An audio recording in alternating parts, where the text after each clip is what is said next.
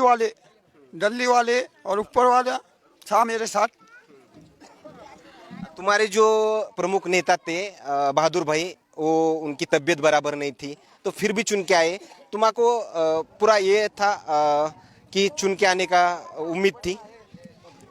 मेरे पार्टी ने मुझे इतना भी सम्मान, मैं पार्टी तरी सुटलाता चलता हूँ और दिल्ली वाले तरी और पूरे जनता था मुझे इस काबिल समझे और उनके पूरे कामा चरूरा में सब चरूरा दो है वो मुझे उम्मीद है।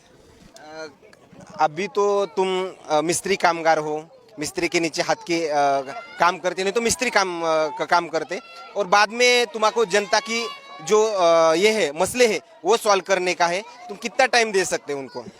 उनको पूरा टाइम दे सकता मैं, पूरा टाइम दूरा मैं उनके पूरे जलते जल काम चरूरा जितने जल्दी होता उतने जल्दी चल लेती सोची चरूरा मैं जरा टाइम न दीरा मुझे मगर मैं काम चरूरा उनके पूरे उम्मीदों से छड़ा उठलूरा मैं। कितने वोट से चुन के आए हो तुम?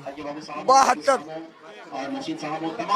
धन्यवाद. खरं तर या ठिकाणी या बब्बूच्या येत असलेल्या प्रतिक्रिया मात्र सर्वाधिक चर्चा जी आहे ते या काँग्रेसच्या उमेदवाराची आहे. खरं तर हा मिस्त्री काम करतो आणि ह्याचा विजय झालेला, या विजयाची चर्चा आहे ते पूर्ण परळीमध्ये आपल्याला या ठिकाणी पाहायला मिळते. मात्र आणखीन काही नवीन अपडेट्स मिळतील का हेही पाहणं तेवढंच महत्त्वाचं ठरणार आहे. कॅमेरामॅन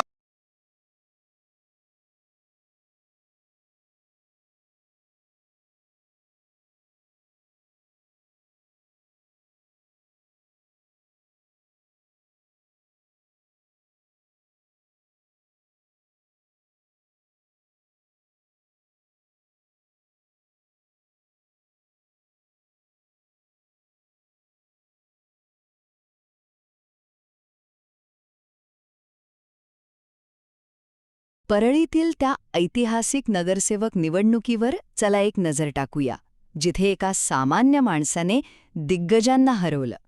तर गोष्ट आहे परळीची. इथे काय झालंय की एक रोजंदारीवर काम करणारा बांधकाम मजूर अनेक श्रीमंत उमेदवारांना हरवून नगरसेवक म्हणून निवडून आलाय. खरं तर ही घटना म्हणजे आपल्या लोकशाहीच्या ताकदीचं एक जबरदस्त उदाहरण आहे, नाही का? पण मग हे सगळं घडलं कसं? चला यातले काही महत्त्वाचे मुद्दे पाहूया. पहिलं म्हणजे या निकालाने हे सिद्ध केले की निवडणुकीत पैसाच सर्व काही नसतो. मेहनत, प्रामाणिकपणा आणि लोकांचा जो विश्वास असतो ना, तो पैशापेक्षा खूप जास्त प्रभावी ठरला. दुसरं म्हणजे हा होता जनतेचा स्पष्ट कौल. तुम्ही विचार करा, श्रीमंत उमेदवारांनी पाण्यासारखा पैसा खर्च केला, पण लोकांनी विश्वास कोणावर दाखवला?